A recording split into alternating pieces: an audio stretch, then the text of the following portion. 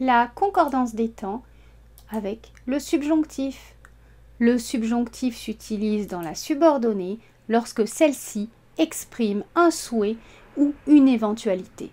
Cela est très logique, ce sont les valeurs du mode subjonctif. Voici comment se présente cette concordance de temps. Si le verbe de la proposition principale est à l'indicatif présent ou au futur de l'indicatif, celui de la subordonnée se met au présent du subjonctif si l'on veut marquer la simultanéité ou la postériorité, et au passé du subjonctif si l'on veut marquer l'antériorité. Cela sera plus clair avec des exemples. Il faut que tu le préviennes maintenant. On exprime ici la simultanéité. L'action de falloir et l'action de prévenir se passent en même temps. Le verbe introducteur, le verbe de la principale est à l'indicatif présent. Le verbe de la subordonnée est au subjonctif présent. Il est au subjonctif présent parce qu'il y a simultanéité entre les deux actions. Vous trouverez aussi un exemple avec un verbe de la principale au futur, car les règles sont les mêmes, que le verbe de la principale soit au présent de l'indicatif ou au futur.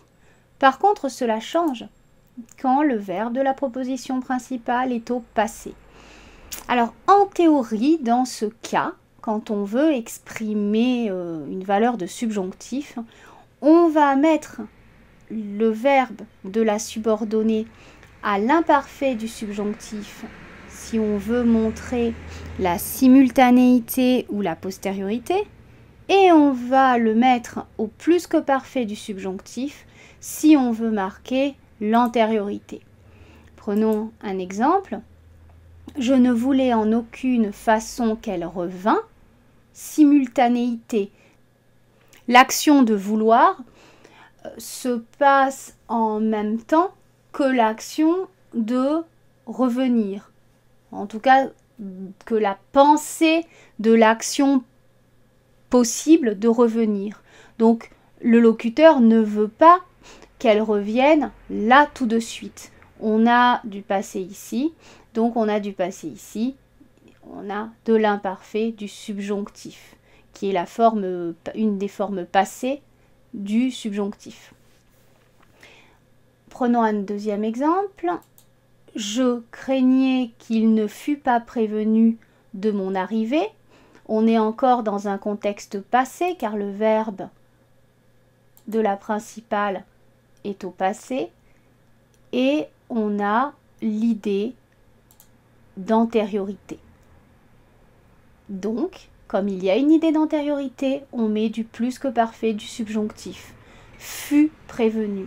On n'oublie pas l'accent circonflexe sur le U de fut qui est la caractéristique du subjonctif. Uniquement à l'imparfait et au plus que parfait. Voilà la troisième personne du singulier. Il faut savoir que l'imparfait du subjonctif et le plus que parfait du subjonctif sont des temps extrêmement peu utilisés de nos jours. Du coup, en pratique, on pourra utiliser les mêmes temps que si le verbe de la principale était au présent. Il n'est absolument pas dérangeant de dire « je ne voulais en aucune façon qu'elle revienne », présent du subjonctif, simultanéité, ou encore « je craignais qu'il ne soit pas prévenu de mon arrivée », antériorité. C'est d'ailleurs ce que l'on dira la plupart du temps, hormis un contexte littéraire, un effet de style. Pour résumer, si le verbe de la principale est au présent ou au futur de l'indicatif et que l'on veut exprimer la simultanéité ou la postériorité, c'est-à-dire si la subordonnée exprime la simultanéité ou la postériorité par rapport à la principale, dans ce cas-là, on utilise du présent du subjonctif.